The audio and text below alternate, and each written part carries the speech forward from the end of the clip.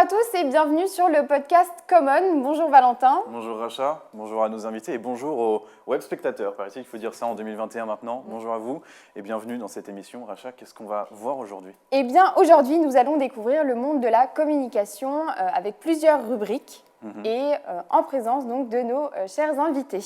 Donc dans un premier temps on va découvrir le Com Discovery. Donc on va introduire le monde de la communication en visionnant des publicités et en échangeant bien sûr avec nos invités. Après ça, on va regarder une courte page de pub, je vous rassure, pas celle qui est barbante. On vous a concocté une petite sélection tout à fait pertinente pour le jour.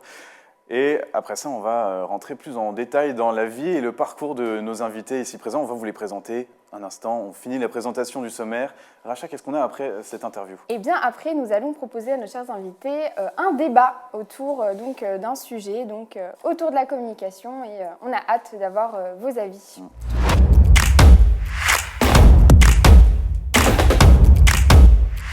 On commence ? Eh bien, pour commencer l'émission avec le Com Discovery, on va faire un petit tour de table. Donc, on va vous laisser vous présenter brièvement. Monsieur Guingamp. Je suis Emmanuel Guingamp et donc directeur du campus Media School de Strasbourg depuis septembre. Victoire ? Donc moi, c'est Victoire Rodriguez. Je suis étudiante en communication à l'ECS en deuxième année. Monsieur Cronenberger ? Oui, bonjour. Moi, je suis président de Novembre Creative Business Partner, donc une agence conseil basée à Strasbourg et Paris. Merci en tout cas de nous faire l'honneur de votre présence aujourd'hui.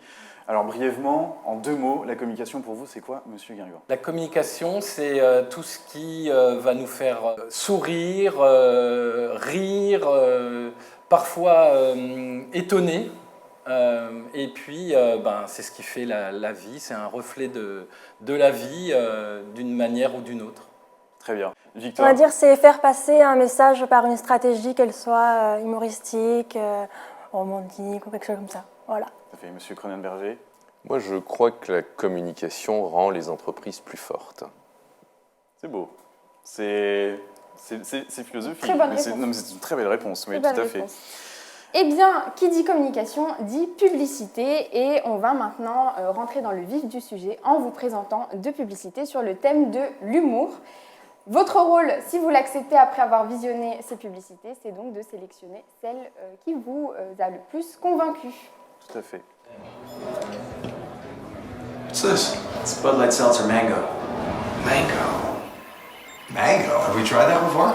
I don't know. Check the memory bank. Nothing. Must be new. All right, let's drink this puppy. Tip initiated. Tastes like mango! Yeah! Taste buds approved? Let's show we like it. Commencing happy face. Oh, too much. That's better. That's better. Has the seltzer reached the stomach yet? Yeah, we're looking at 100 calories down here. And what do we got from the nose? I'm getting mango. Definitely mango. All right, let's check with the spleen. Go for spleen. Why? You're right. Cancel the spleen. No, wait. More! Sir, the taste buds are ready for another sip. Hey, can I be a taste bud too? No. I want to be a taste bud. Shut up, spleen. Yeah, shut up, spleen. Yeah, shut up, spleen. Sorry, I'm just talking to my spleen. Bud Light Seltzer, unquestionably good. Pour la dernière, on va vous proposer une publicité Oreo qui date de 2013, donc ça remonte un petit peu à longtemps, mais en tout cas, nous, elle nous a convaincus. On espère que ça sera de même pour vous. On vous laisse découvrir. I've always preferred the cream part of an Oreo. That's crazy. The cookie's the best part. Cream. Cookie. Cream. Cookie. Cream. Cookie. Cream. Cookie. Cream. Cookie.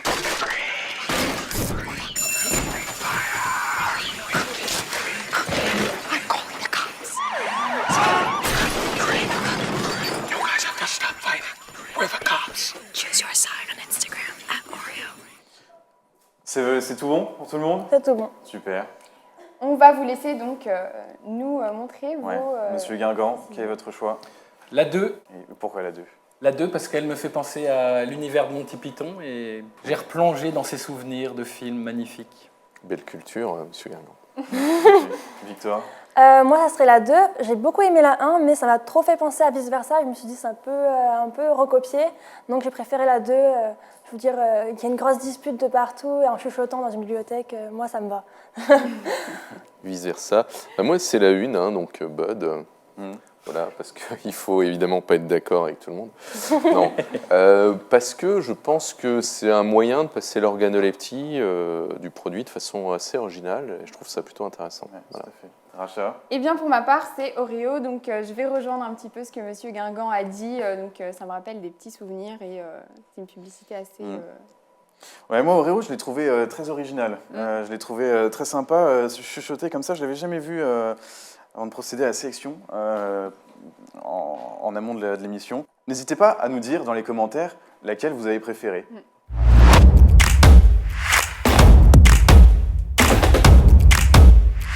On va pouvoir amener l'interview, Racha, qu'est-ce que tu en dis? Exactement, donc on va essayer d'en savoir un petit peu plus sur vos parcours, sur vos expériences, sur la raison pour laquelle vous avez décidé d'évoluer dans la communication. Et donc nous allons commencer par Monsieur Guingamp. Eh bien, est-ce que vous avez une petite anecdote sur tout votre parcours de communicant à nous partager?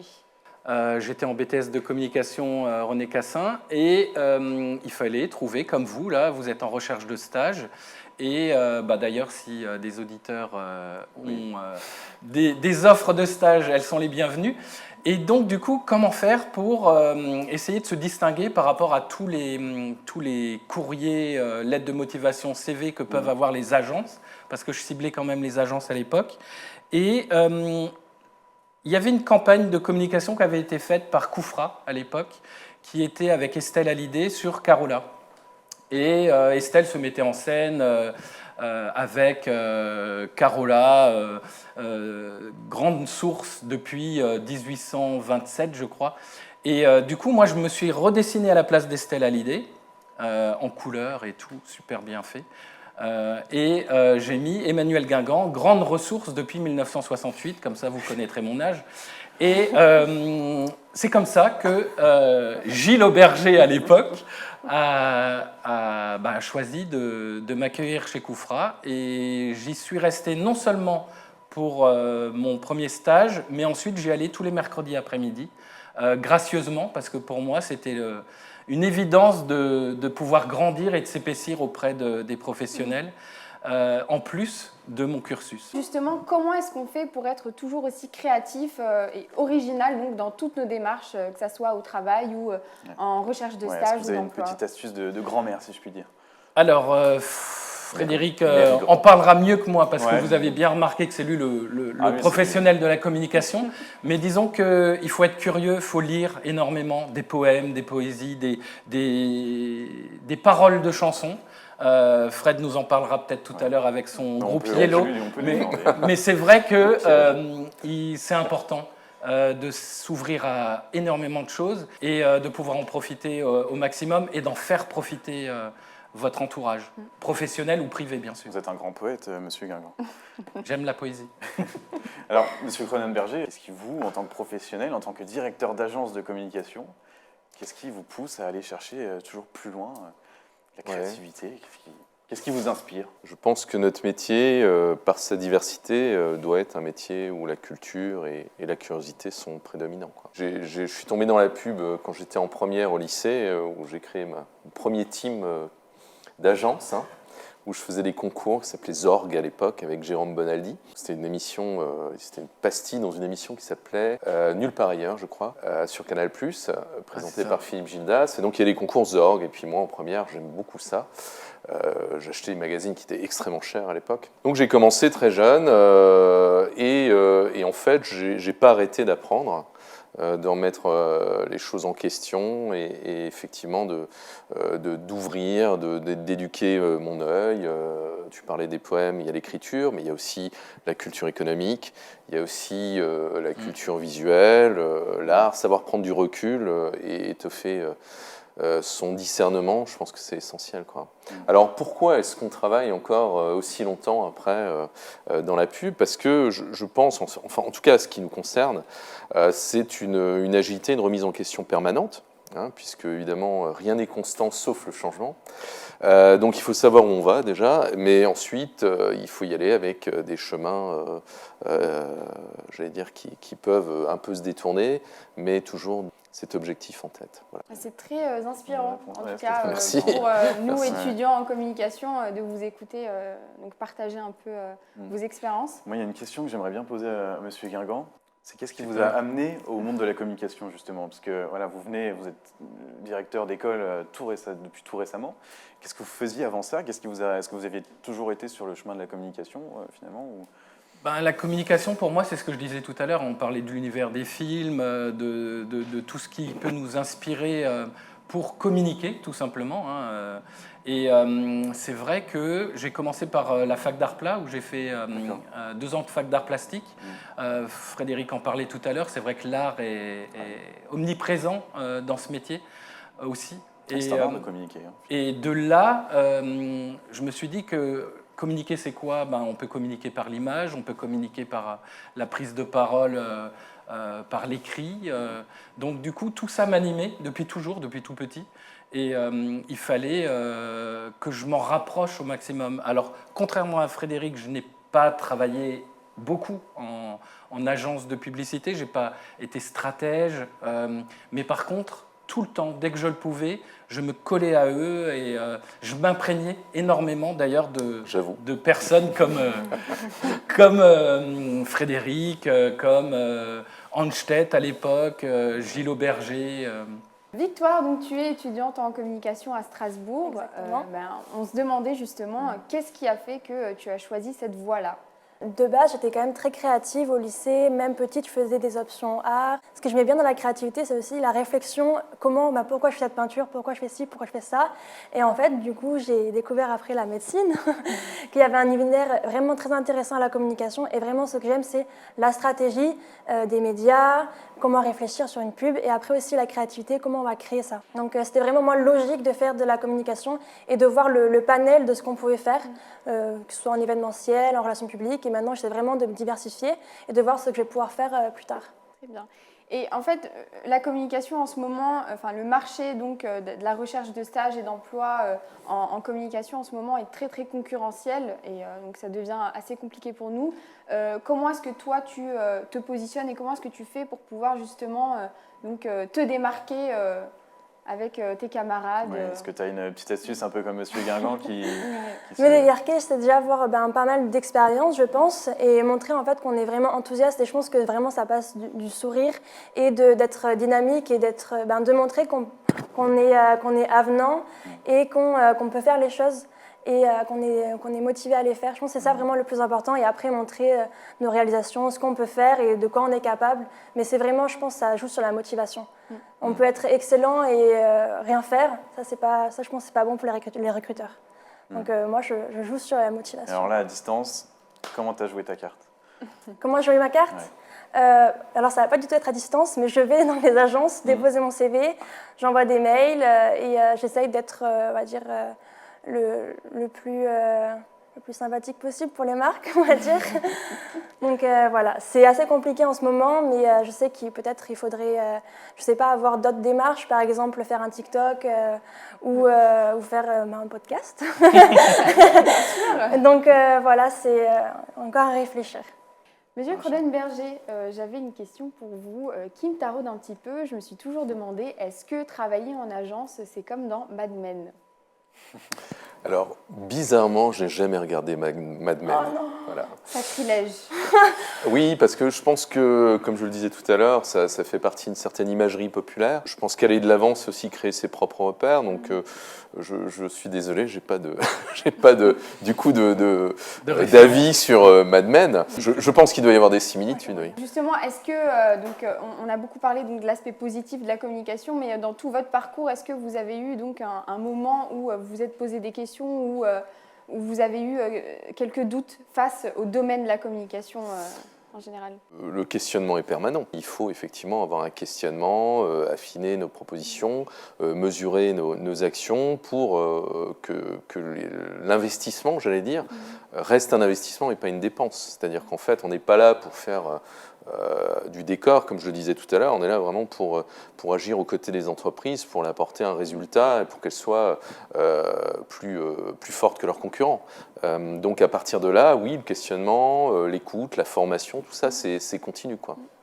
On va passer donc à un nouveau visionnage de spots publicitaires pour donc toujours continuer un petit peu à échanger dessus et à voter donc pour votre publicité préférée. Et on va commencer par celle de Greenpeace avec un spot qui veut nous emmener à la réflexion. Greenpeace, donc voilà, c'est une marque qui est très engagée pour la préservation du climat, de l'environnement. Et aujourd'hui, je vous laisse visionner une pub qui est source de débat. Il faut avoir le courage de reconnaître que nous ne pouvons plus définir des politiques en ignorant le défi climatique, en ignorant que nous détruisons les conditions mêmes de notre survie. Toutes les décisions publiques seront désormais arbitrées en intégrant leur coût pour le climat. C'est au nom de la justice climatique que nous devons agir. Prenons conscience de la gravité de la menace sur les équilibres du monde. En matière de lutte contre le réchauffement climatique et de la biodiversité, il nous faut passer plus fortement encore aux actes concrets et changer en profondeur notre organisation collective, le système lui-même, pas chercher à le compenser, à le corriger, le changer nous-mêmes.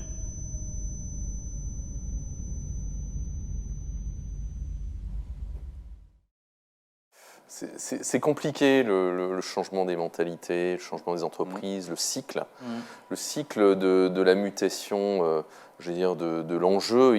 C'est pas les réseaux sociaux, quoi. C'est pas un post, c'est pas aller dans la rue avec la main en l'air qui va changer. C'est une espèce d'éducation qui commence dans la cellule familiale, à l'école, quand on est très jeune, etc. Alors évidemment, tout ça c'est une décision politique de dire on va enseigner les bons gestes dès le plus jeune âge. Ils donnent des leçons aussi, vous voyez. Donc c'est pour ça que c'est un petit peu ambigu toujours d'avoir des discours comme ça.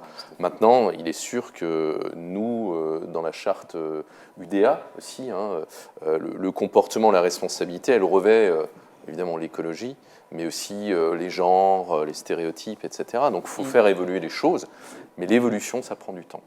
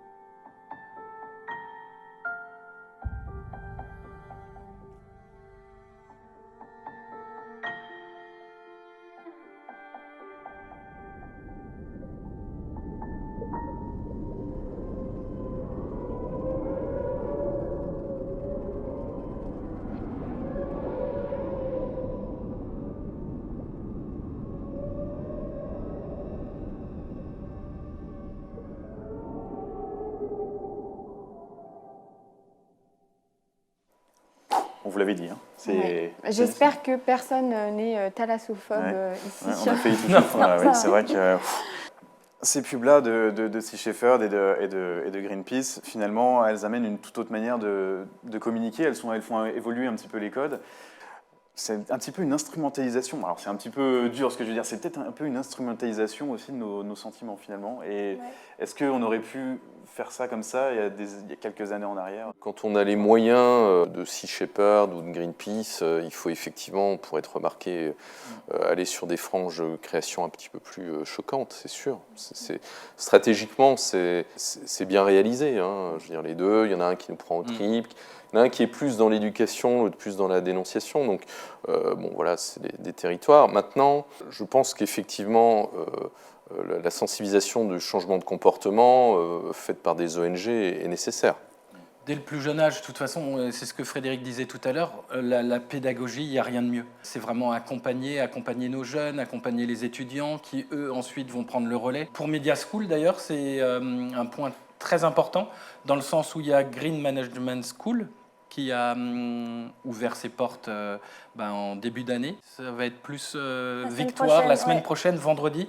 On a une stratégie de communication qui va nous être proposée par les premières et deuxièmes années de l'ECS pour que le campus, lui aussi, s'inscrive dans une démarche de transition écologique. Ouais. Et pour revenir un peu sur la pub, je pense que c'est vraiment la stratégie de Sea Shepherd et Greenpeace en fait, de montrer la violence de l'acte. Et je pense que c'est vraiment ça. Ils auraient pu juste peut-être montrer avec des images, mais pas tant dans la violence. Et je pense que c'est ça qui marche au final. C'est vraiment montrer les images qui va avoir un impact après. Est-ce que ça va faire vraiment changer les choses ou pas? Peut-être pour le consommateur, oui, mais pas forcément pour les politiques, comme on a vu dans la première pub. C'est difficile de politiser tout ça, en fait. Justement, on pose beaucoup d'espoir dans les jeunes générations, donc la nouvelle génération. Et donc, toi, en tant qu'étudiante, jeune étudiante en communication, donc, tu penses qu'on devrait plus être sur un ton plus de la pédagogie plutôt qu'un ton accusateur donc face Je pense que c'est plutôt dans la pédagogie qu'on va arriver à avancer. C'est en éduquant en fait même les plus anciens, en leur expliquant que c'est ça la bonne marche à suivre. Et c'est ça en fait l'important. C'est après ça passe dans les familles, dans l'école, comme vous avez dit. Et je pense que c'est important d'y penser et même dans l'entreprise au final d'avoir l'écologie, mais aussi d'être un peu une entreprise libérée, on va dire. C'est joliment dit, Victoire. Et la transition, elle est toute trouvée, parce que maintenant, on va s'attaquer au ComTalk.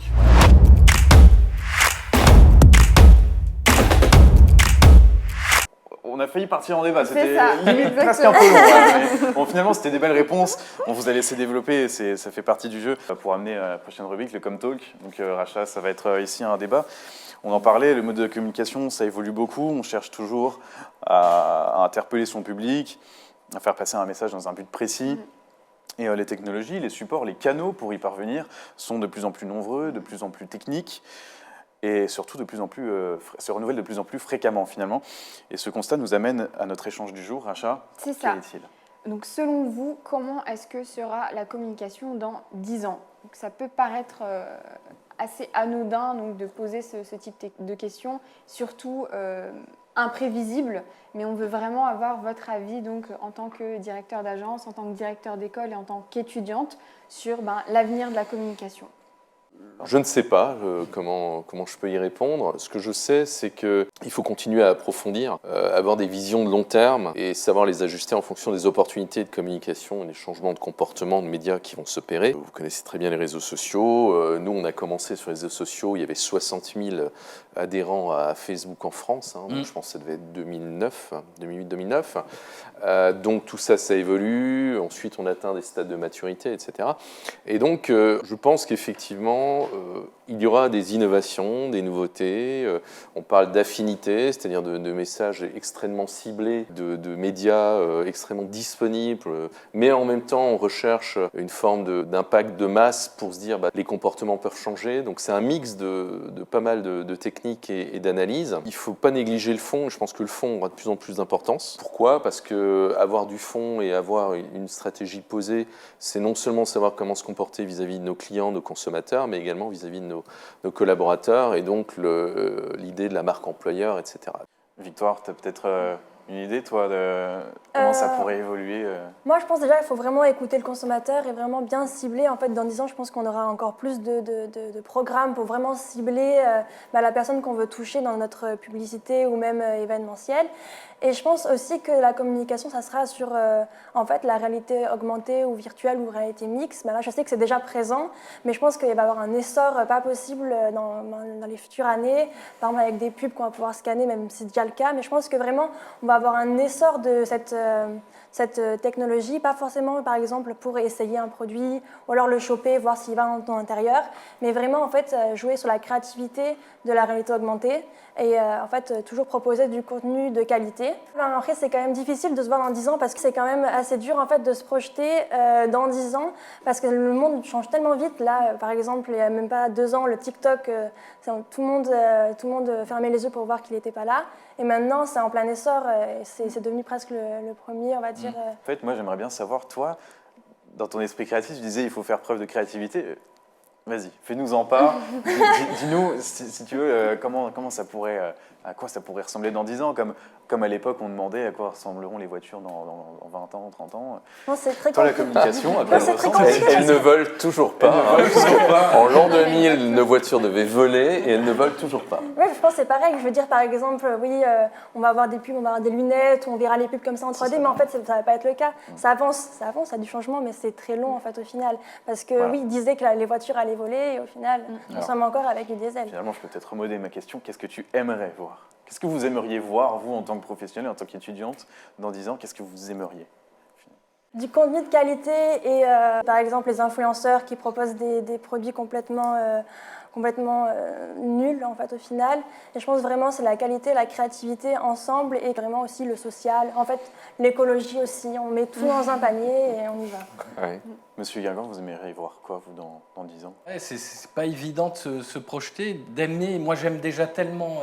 Moi je vis ici, enfin c'est ici et maintenant. Donc j'ai toujours été optimiste, j'ai toujours été heureux de vivre ce qu'on vit. Bien sûr, il y a des douleurs, bien sûr, il y a des souffrances. La communication, elle s'imprègne, comme je le disais tout à l'heure, de tout cela. Et dans 10 ans, j'espère qu'elle m'impressionnera tout le temps. Elle sera peut-être davantage... Nous, on vit avec nos smartphones. On est continuellement avec, donc je pense que ça en fera partie. Il y a des métiers qu'on ne connaît pas, qui existeront dans 10 ans. Et là, par contre, c'est à moi de l'anticiper. C'est de vous préparer à être opérationnel et les meilleurs dans 10 ans. Est-ce qu'on ramènerait pas un petit peu de chaleur Exactement. Après avoir parlé du Covid? Je suis preneur. Oui, parce qu'il fait très froid sur le plateau en plus de ça. Oh là là, qu'est-ce que c'est sérieux comme émission. Oh là là là là. Ouais. On va ramener un petit peu de chaleur, Racha, qu'est-ce que t'en dis? C'est ça, donc on va ramener un petit peu de chaleur, donc en visionnant des publicités impactantes, ça pourra peut-être un petit peu remuer nos émotions. Je ne sais pas si on peut faire vraiment plus impactant, celle de comment on dit déjà? Sea Shepherd. Ah, Sea Shepherd. Mais en tout cas, ils ont tenté, et puis c'est notre approche, c'est une approche beaucoup plus chaleureuse. Voilà. On regarde la première, c'est Ikea qui nous donne ça.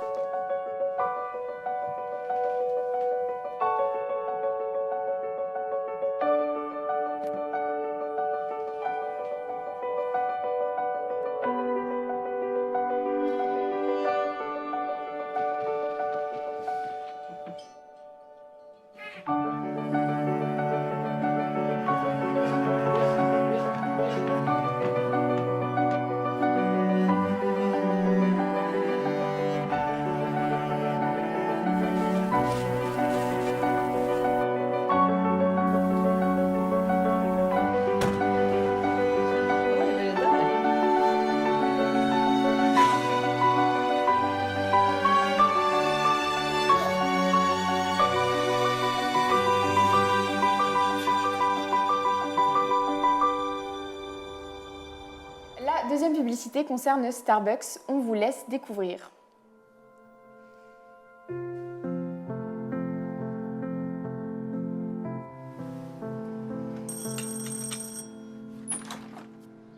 Gemma Miller?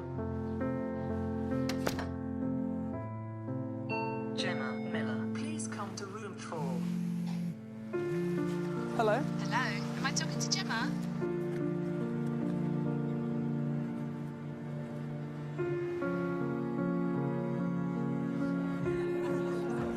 Hey, Dad. Hey!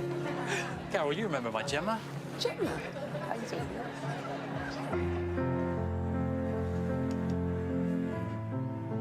And what's your name? It's James.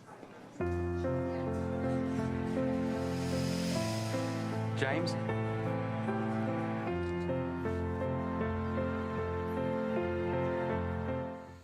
Nous allons directement passer au vote, donc on vous laisse un petit instant pour choisir la pub qui vous a le plus convaincu. Monsieur Guingamp. Bah moi, ce sera la 2, parce Ouais. qu'elle représente le vivre ensemble et voilà, on en a besoin actuellement.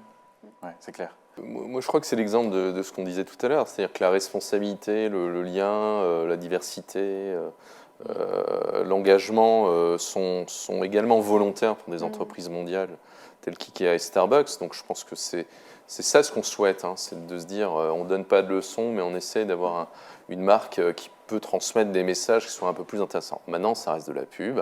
La pub, c'est destiné à faire vendre. Donc, on se positionne, etc. Moi, j'aime bien la première parce qu'en fait, elle transgresse la promesse du jetable, qui est le meuble en kit, pour aller vers quelque chose de durable et de se dire, tiens, intrinsèquement, mes produits sont de qualité parce qu'ils se transmettent. Et donc, ça lutte contre une forme de perception, j'imagine, et c'est plutôt bien mené. La deuxième, je la trouve un peu washing, parce que, on connaît Starbucks, on sait comment ça fonctionne, je ne sais pas combien de points de vente aujourd'hui, mais c'est énorme. Voilà. Après, c'est un exemple où le produit est supplanté par l'être humain en disant, voilà, derrière chaque nom de consommateur qui vient chez nous, il y a l'histoire de la personne. And so what? Eh bien, nous allons conclure. Nous vous remercions infiniment d'avoir été présents aujourd'hui, d'avoir pu donc échanger entre vous et avec nous sur votre vision de la communication. Parce que mine de rien, la com est partout, mais on n'en parle pas souvent. Donc on trouvait que c'était important de proposer ce type de contenu pour pouvoir échanger sur le sujet. Merci de nous avoir suivis, merci tous. d'avoir regardé jusqu'à la fin. Merci à nos web spectateurs. N'hésitez pas à réagir à l'émission en commentaire et merci de l'avoir visionné.